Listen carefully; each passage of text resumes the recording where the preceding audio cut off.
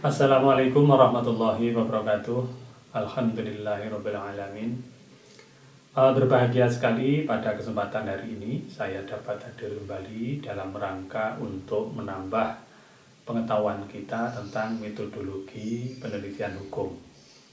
Metodologi penelitian hukum ini sangat penting untuk kita pahami bersama karena berkaitan dengan bagaimana membimbing cara berpikir kita agar selalu sesuai dengan kode etik keilmuan bidang hukum.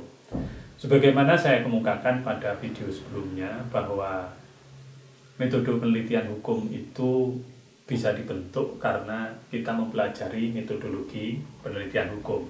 Nah, ketika kita sudah membuat satu metodologi penelitian hukum dan diubah menjadi metode penelitian hukum dalam satu bab atau subbab satu penelitian, maka akhirnya kita dapat melakukan satu penelitian dalam tahap yang sudah kita tentukan pada responden yang kita sudah tentukan, kemudian akhirnya kita analisis dan jadilah satu hasil penelitian.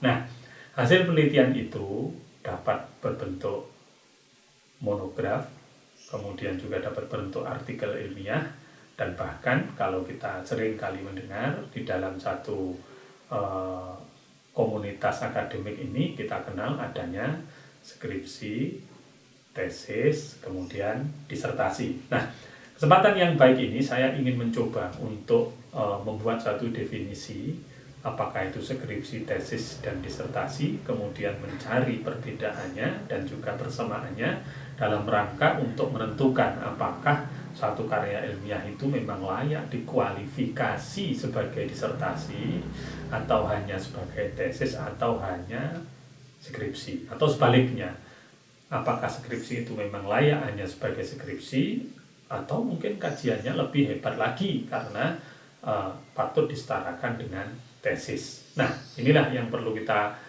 sampaikan di dalam kesempatan saat ini. Manfaat yang akan kita dapatkan setelah kita membahas tentang definisi, persamaan, dan perbedaan ketiga karya tulis ilmiah tersebut, maka di kalangan akademik dan juga di masyarakat jangan sampai ada yang mudah membuat satu justifikasi atau mungkin juga diskualifikasi terhadap hasil penelitian yang dilakukan oleh mahasiswa. Karena selama ini jujur aja seringkali ada orang membuat satu anekdot yang kebetulan mengkaitkan antara kualitas ketiganya sehingga muncullah anekdot bahwa ini adalah disertasi rasa skripsi, ini adalah tesis rasa makalah, dan ini adalah skripsi rasa naskah presentasi. Nah, ini membuat satu orang yang membuat karya ilmiah kadang tersinggung juga. Kenapa tersinggung? Ya karena kita sudah membuat sulit-sulit, ternyata diklaim oleh orang atau mungkin juga oleh pihak tertentu bahwa itu tidak memenuhi syarat. Ketika orang ditanya syarat disertasi itu apa, tesis itu apa, skripsi itu apa, orang yang mengklaim itu juga tidak dapat menjelaskan. Ini adalah sesuatu yang kita seringkali prihatin.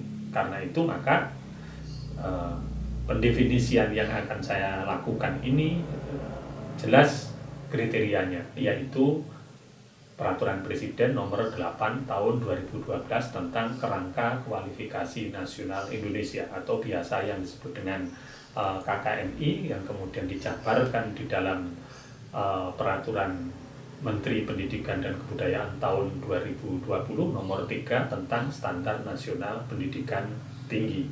Saya meyakini bahwa bagaimanapun juga definisi yang akan saya buat itu tentu banyak kelemahan, tapi minimal saya mempunyai satu alasan yuridis bahwa saya membuat definisi ini bukan didasarkan pada satu khayalan atau mungkin satu prasangka, tetapi saya dasarkan pada satu ketentuan peraturan perundang-undangan. Baiklah, pembicaraan kita awali dari pendefinisian dari skripsi, kemudian tesis, dan diakhiri dengan disertasi. Setelah itu kita coba compare, kita coba bandingkan, kita lihat persamaannya, kemudian juga perbedaannya. Baik, yang pertama adalah skripsi. Skripsi adalah satu karya tulis ilmiah yang dibuat oleh seorang mahasiswa program sarjana untuk memenuhi salah satu syarat menyelesaikan studi yang di dalamnya memuat tentang pengkajian, penerapan, implikasi, pengembangan, atau implementasi dari satu ilmu pengetahuan dan teknologi yang hasilnya berupa solusi, gagasan, desain, atau kritik seni, dan naskah akhirnya minimal dimuat di dalam website milik perguruan tinggi atau dalam jurnal ilmiah ber-ISSN baik online maupun offline. Nah, definisi ini kelihatan panjang, tetapi definisi ini menjelaskan mulai dari siapa yang membuat, prosesnya bagaimana, pendekatannya bagaimana, dan juga akhirnya kewajiban apa yang harus dilakukan oleh seorang mahasiswa yang membuat skripsi agar karya tulis ilmiahnya layak dianggap sebagai satu skripsi. Nah, kemudian yang kedua, tesis. Tesis adalah karya tulis ilmiah yang dibuat oleh seorang mahasiswa program magister atau magister terapan untuk memenuhi salah satu syarat menyelesaikan studi yang di dalamnya memuat pengembangan pemikiran logis, kritis, sistematis, dan kreatif berdasarkan penelitian ilmiah yang menggunakan pendekatan interdisiplin atau multidisiplin, termasuk di dalamnya memuat penciptaan desain atau karya seni dalam bidang ilmu pengetahuan dan teknologi yang memperhatikan dan menerapkan nilai-nilai humaniora dalam bidang keahliannya, dan naskah akhirnya dimuat di dalam jurnal ilmiah terakreditasi atau jurnal ilmiah internasional. Nah, definisi ini tentu sudah saya kaitkan dengan kualifikasi minimal yang harus dipenuhi pada jenjang 8 sebagaimana diatur di dalam Peraturan Presiden tentang KKNI. Nah, disinilah yang saya bilang bahwa pendekatan ternyata mempunyai satu pengaruh terhadap hasil yang diperoleh. Definisi disertasi yang saya sebutkan tadi tentu sudah saya sesuaikan dengan kerangka kualifikasi nasional Indonesia pada jenjang 9, yaitu lulusannya harus mampu mengembangkan pengetahuan, teknologi, dan atau seni baru melalui pendekatan interdisiplin, multidisiplin, dan transdisiplin. Khusus untuk penjelasan masing-masing interdisiplin, transdisiplin, dan multidisiplin ini ada pada video berikutnya, khususnya yang diterapkan di dalam ilmu hukum. Nah, dari ketiga definisi itu maka kita akan tahu bahwa apa sih persamaan dari ketiganya. Nah, yang pertama persamaannya adalah ketiganya berbentuk karya tulis ilmiah, sehingga penyusunannya harus memenuhi persyaratan keilmiahan dan nilai-nilai kemanusiaan, baik redaksi maupun substansi. Nah, yang kedua, ketiganya disusun berdasarkan hasil penelitian oleh seorang mahasiswa, bukan oleh lebih dari satu mahasiswa. Formatnya sudah terstandar, gayanya sudah terstandar, dan juga mungkin bahasanya, sistematikanya sesuai dengan unsur gaya selingkung. Kemudian yang ketiga, isinya itu adalah menggunakan pendekatan yang sudah ditentukan. Yang tadi saya sebutkan, kalau S1 itu mungkin bisa menggunakan monodisiplin, kemudian di S2 itu menggunakan interdisiplin atau multidisiplin, sedangkan S3 wajib interdisiplin dan multidisiplin atau interdisiplin. Persamaan yang keempat itu adalah ketiganya digunakan untuk memenuhi syarat dalam penyelesaian studi. Tapi syarat itu adalah sebagai salah satu syarat untuk menyelesaikan, baik itu dalam konteks pendidikan akademik maupun pendidikan vokasi. Kemudian yang kelima, bahwa ketiga-tiganya harus dibuat oleh seorang mahasiswa dan sedikitnya dibimbing oleh 2 orang dosen pembimbing, atau mungkin dalam S3 kita kenal dengan istilah motor dan kopromotor. Yang keenam, isi dan redaksinya sudah dipertanggungjawabkan secara tertulis maupun lisan di depan Dewan Penguji. Sedangkan yang terakhir, naskah akhirnya bukan hanya disimpan di dalam perpustakaan, tetapi harus dipublikasikan baik online maupun offline dengan grade yang sudah ditentukan.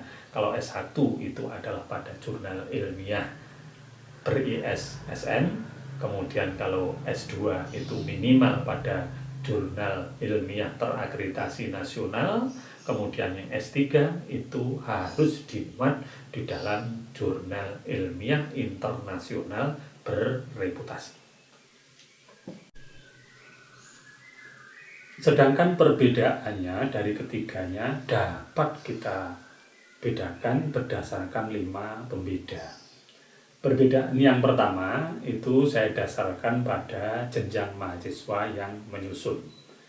Skripsi disusun oleh mahasiswa program sarjana, sedangkan tesis disusun oleh mahasiswa program magister atau magister terapan, sedangkan disertasi disusun oleh mahasiswa program doktor atau doktor terapan.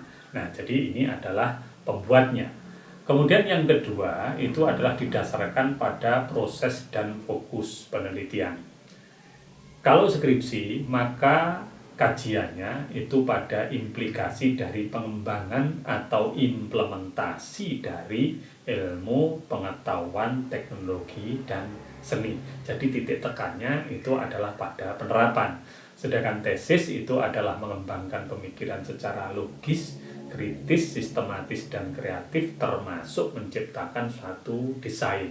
Sedangkan disertasi, inilah yang saya katakan, bahwa dia harus menemukan dan mengembangkan satu teori atau gagasan ilmiah baru.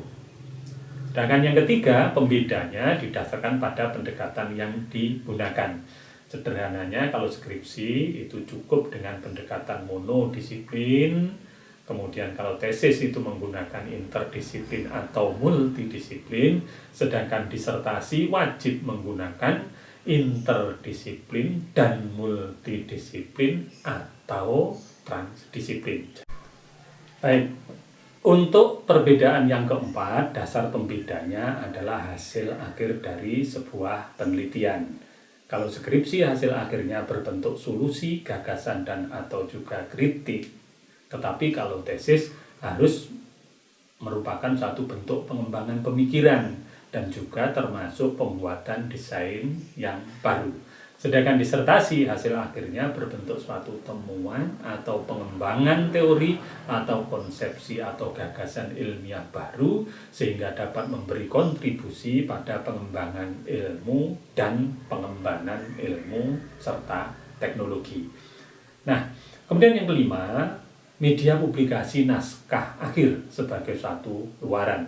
Perbedaannya apabila skripsi minimal diunggah di dalam laman atau di dalam web dari perguruan tinggi atau jurnal ilmiah yang ber-ISSN, sedangkan tesis minimal dimuat dalam jurnal ilmiah terakreditasi atau jurnal internasional, sedangkan disertasi harus dimuat di dalam jurnal ilmiah terakreditasi internasional yang berreputasi, baik itu diindeks oleh Scopus, Copernicus, atau mungkin indeks yang lain. Nah, penjelasan-penjelasan ini merupakan satu penjelasan yang bersifat operasional dan juga jelas standarisasinya, karena jelas menguraikan tentang proses, kemudian menguraikan tentang hasil, dan juga output terakhir yang harus dipenuhi. Jadi disinilah yang saya katakan bahwa ketika kita membuat satu definisi, itu harus jelas tentang definisinya, kemudian deskriptornya, dan juga indikatornya. Berdasarkan pemikiran dan pemaparan yang saya sebutkan tadi tentang definisi, persamaan, kemudian perbedaan, maka dapat kita ambil satu kesimpulan. Yang pertama, definisi skripsi, tesis, dan disertasi harus didasarkan pada satu ketentuan hukum, sehingga dapat dijabarkan apakah isinya, prosesnya, hasilnya, dan juga sarana publikasinya.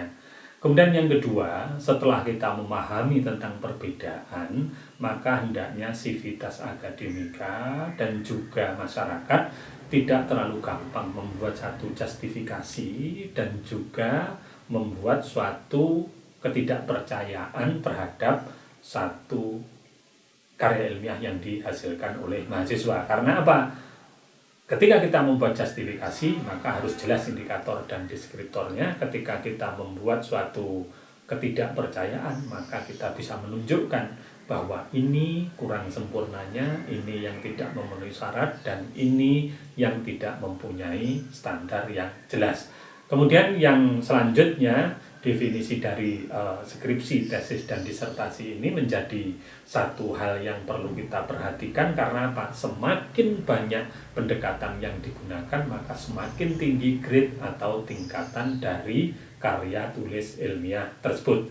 Nah, terakhir, ranah kualifikasi hasil dari skripsi itu adalah minimal menerapkan, kemudian tesis minimal mengembangkan, dan disertasi minimal menemukan atau mengembangkan teori yang baru.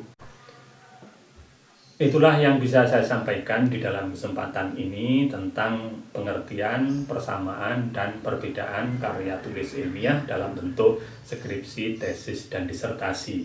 Memang ada yang belum jelas, terutama berkaitan dengan bagaimana menggunakan pendekatan monodisiplin, interdisiplin, dan multidisiplin di dalam penelitian hukum.